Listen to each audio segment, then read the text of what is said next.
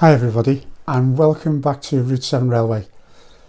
This very short video is about my trip to the Staffordshire showground for the train show there over the weekend. I went on the Saturday morning. It's not the usual type of video. Instead of filming great lengths of video about a particular layout, I'm just zooming in and zoning in on little aspects of certain layouts that I'm hoping that inspire me or give me ideas for my own layout, and they might give you ideas too. It's also, there's a shout out in there to bikers who like model railways like myself.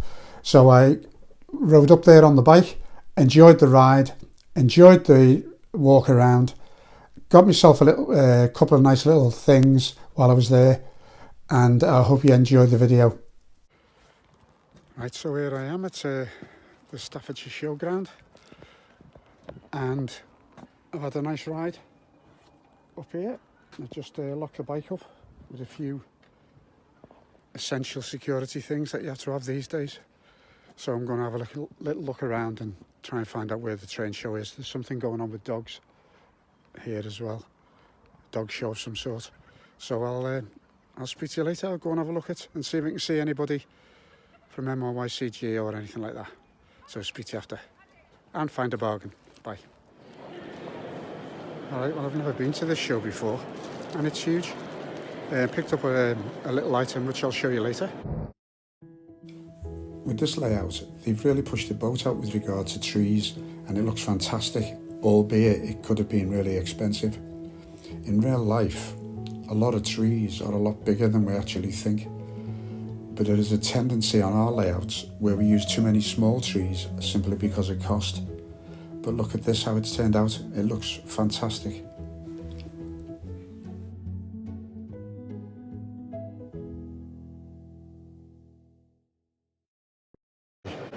So still having a quick look around at all the stalls just to get my eye in where the best offers are, I think, or where the nicest stuff is, and see if I can bump into anybody. I don't know, doubt it, but we'll see. Just a quick look.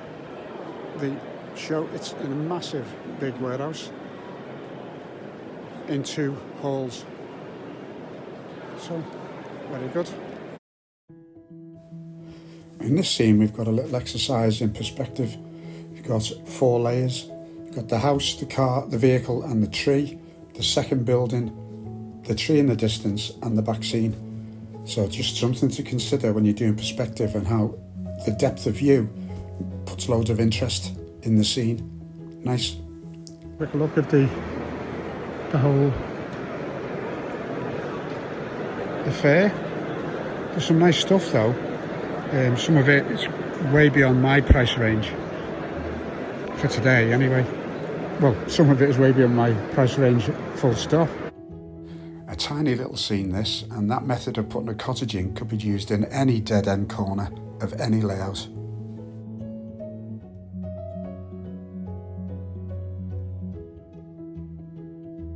This little scene caught my eye because of the lack of weathering. There is a little bit on the track and maybe the walls, but it's made up for by the greenery around it.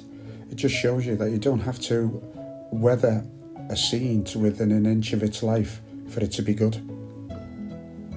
It was time for a cup of coffee at the show, but the cafe was bursting at the seams, so it was time for plan B. There's a coffee shop outside, and I'm going to see if I can go up there and get a coffee. I don't want to wait in a queue of 50 people for a cup of coffee. So I'll speak to you in a minute.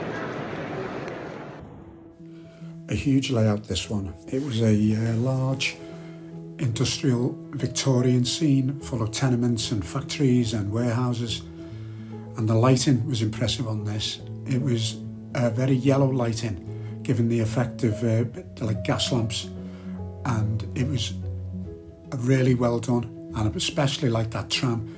I didn't see it moving, but I think that crossing opened up and the tram became part of the layout. And here you can see the train going right through the built-up area. Nice. A lot of work gone into that, like in all of them, but that was a particularly impressive. Nice. Just just got myself a coffee from outside and come back into the show. The little cafe around the corner, no queue. So straight away. So all I've done now is had a quick look around. Look at all the layouts, some lovely layouts. I was looking for inspiration to do a TMD scene on my layout, and one thing these three scenes have got in common is excellent lighting. You can see the lights on the side of the building, really good lighting inside the workshops, and the outside high gantries with the lights on really set the scenes off. Very well done. Nice work on these. I particularly like that last one. I took a few pictures, I've took some videos, but mainly of things that are interesting me for my layout. You know, things I can do, or giving me ideas, or a look at how other people are doing something that I'm trying to do. These next two scenes are also about lighting, but mainly about the quality of the fencing. Look at the fencing on this one, it really sets the scene off. And if you look at this street scene here and you look closely at the good quality of the straight fencing along the front, really sets them off. So what I'm going to do next is go round and have a serious look at some of the stuff for sale. I've had a quick scan. There was one stall, there was the Freightliner hoppers, the green hoppers, and they were asking more money for them than you can get them brand new in Hattons.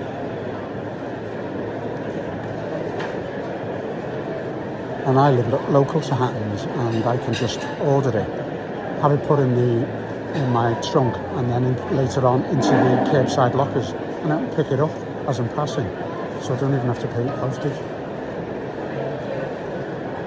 It's a good setup, that's a curbside pickup the Hattons have got.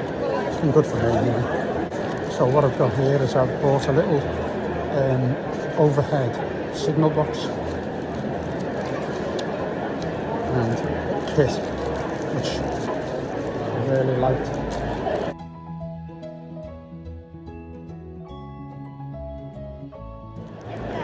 I thought it had a picture on it that you can't see.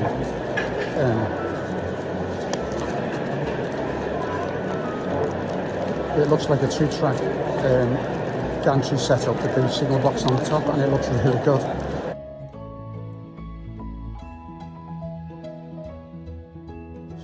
I'm going to assemble that and put that together, and because it's such a two-track thing and it's only small, it can fit almost anywhere on your layout. That's got height. I love what the model has done here. They've taken a bog standard tunnel portal, taken one of the wings off it and set it at an angle across the track, and it's completely changed the look of that tunnel portal. It's not boring and has added loads of interest to it, and with a little country lane and wall on the top with mixed in with the foliage, that little corner section looks brilliant, I think.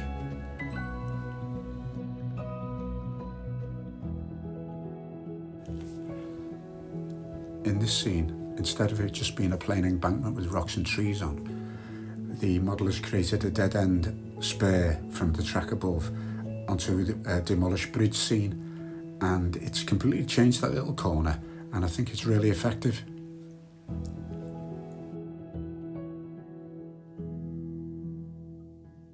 So I'm having a good time, and I'm looking forward to my ride back. So any of you bikers out there that are also into model trains, send me a message with this video and pass it on, because it could be a bit of a thing, bikers and model trains. It's cool. Alright, speak to you after. Bye.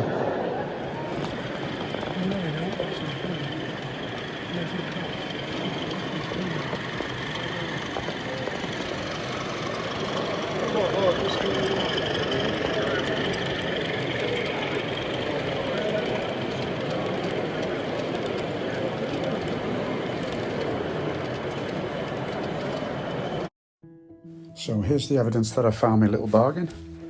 3 excellent condition sea cows I got for £60 with a little bit of haggling, and the likes of these on eBay are going between £30 and £45 each plus postage, so I'm really happy with that deal, and they look great. Wasn't a bad show. I don't think it was as well. It was like 12 quid to get in, so you know, that's not cheap, is it? And there wasn't the attendance I thought of, a lot of people, but then again, it just might be the time of day. Tomorrow might be better, I don't know. Well, that's my visit to the Staffordshire Model Show. I quite enjoyed it, really. It was fun, and I did get a little bargain in the end, but I had to hunt for it and do a bit of haggling. Me and my steed are going to head back to Liverpool now and enjoy the ride. So I'll see you later. Bye-bye. Right, hello again, and thanks for watching if you've made it to the end. Please like and subscribe if you thought the video was reasonable and that you enjoyed it, and I will see you on the next video. See ya. Bye.